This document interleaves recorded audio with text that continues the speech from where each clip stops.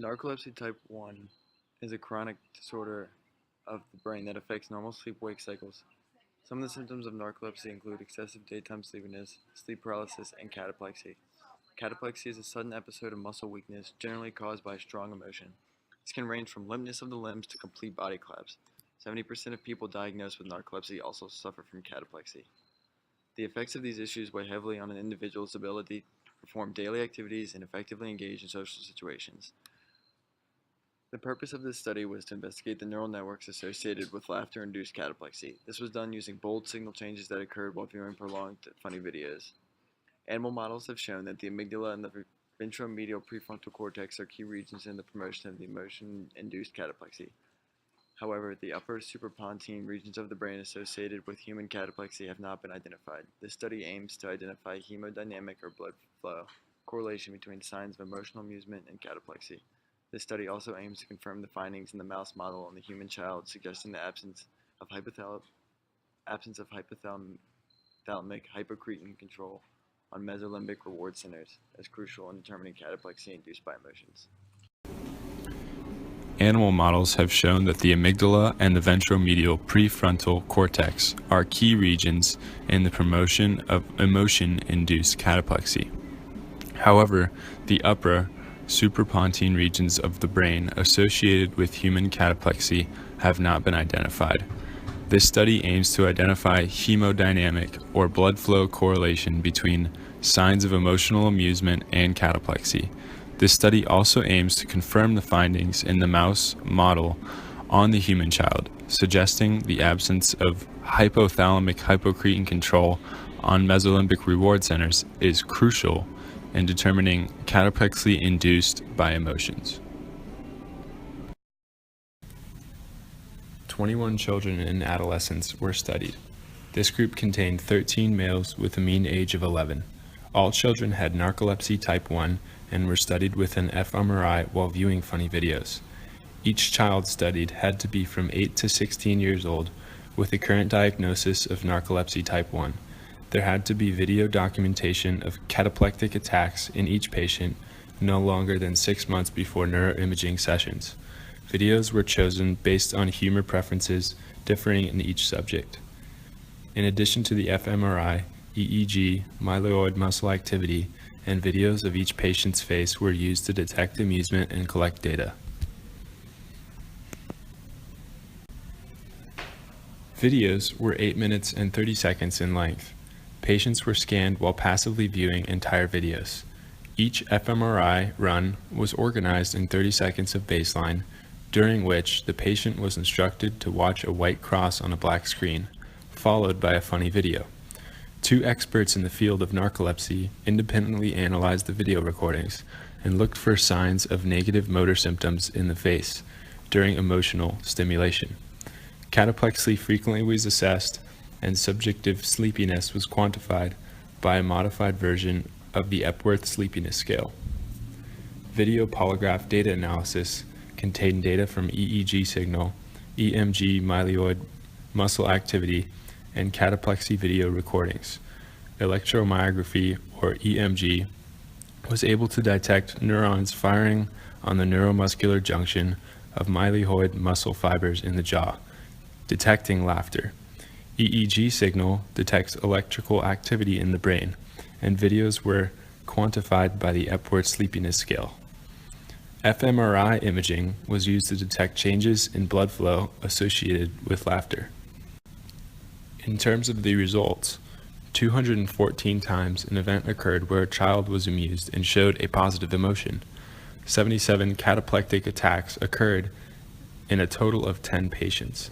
The mean duration of each attack was 4.4 seconds, and each attack was preceded with a smile or laugh. However, this correlation has already previously been known. The suprapontine regions of the brain associated with emotion-induced cataplexy were unknown previously, and evidence was shown in this study for the location of these regions. These regions of the brain included the bilateral insular cortex, frontal ocularium, anterior cingulate cortex, VMPFC, amygdalum, posterior thalamic nuclei, and mesolimbic reward regions, including the nucleus accumbens and ventral stratum. All of these regions showed bold signaling or an increase in blood flow detected by the fMRI. The brain correlates of laughter without cataplexy were detected in the cortical network encompassing bilaterally the motor premotor cortex and the anterior cingulate cortex, as seen in the figure labeled laughter baseline. No bold changes were detected over the amygdala, insular cortex, and subcortical mesolimbic reward centers. Laughter and cataplexy disclosed involvement of the bilateral motor network and the anterior cingulate cortex, showing these regions were both involved in both laughter and cataplexy. In the figure cataplexy laughter, cataplexy demonstrated a higher blood flow demand over the cortical and subcortical regions encompassing the bilateral ocular insular cortex, right amygdala, bilateral ventral stratum, and right nucleus accumbens. This difference in bold signaling between laughter and cataplexy is new in regards to what has been previously known about cataplectic attacks. During cataplexy, bold signals increased in the anterior insular cortex, the amygdala, the ventromedial prefrontal cortex, and the ventral striatum. These instances of increased neural activity occurred only when the patients were experiencing high levels of enjoyment. Based on these results, it can be inferred that that narcolepsy with cataplexy is associated with an increase in neural activity of the suprapontine centers that process emotions and reward, especially the amygdala. Change in neural activity in these areas probably had a GABAergic inhibitory effect on the pontomedullary centers, which are known to mediate REM sleep muscle atonia. Increases in bold signals in the anterior cingulate cortex and the ventromedial prefrontal cortex are associated with processing of positive emotions and feelings of happiness, such as laughing while viewing funny videos. The anterior insular cortex frontal operculum region was the brain region with the highest increase of bold signal in relation to cataplexy.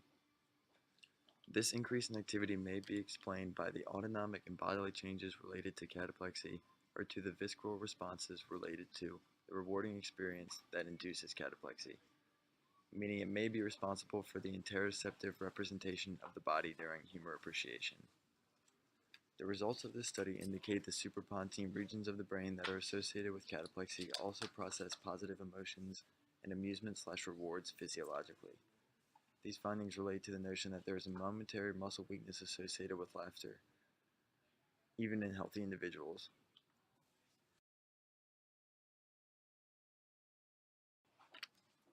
In healthy humans, however, orexin neurons are active under conditions of high arousal and positive emotions and directly innervate the ventrolateral PAG/lateral pontine tegmentum.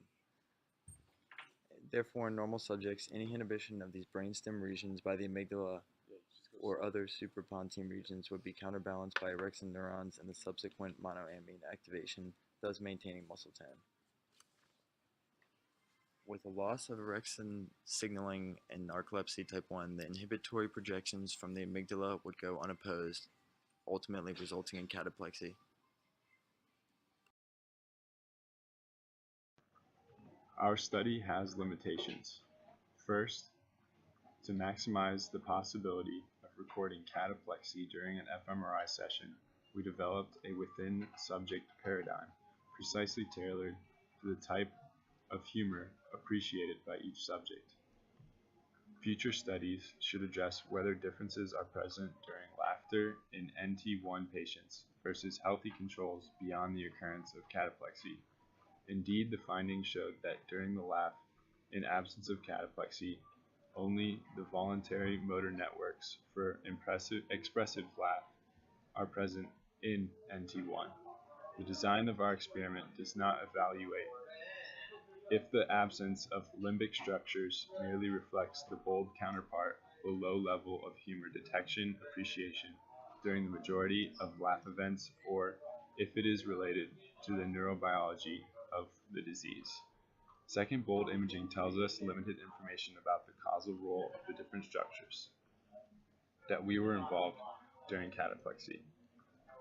Nevertheless, we provide for the first time a framework of the cortical and subcortical mechanisms involved in the downstream occurrence of cataplexy.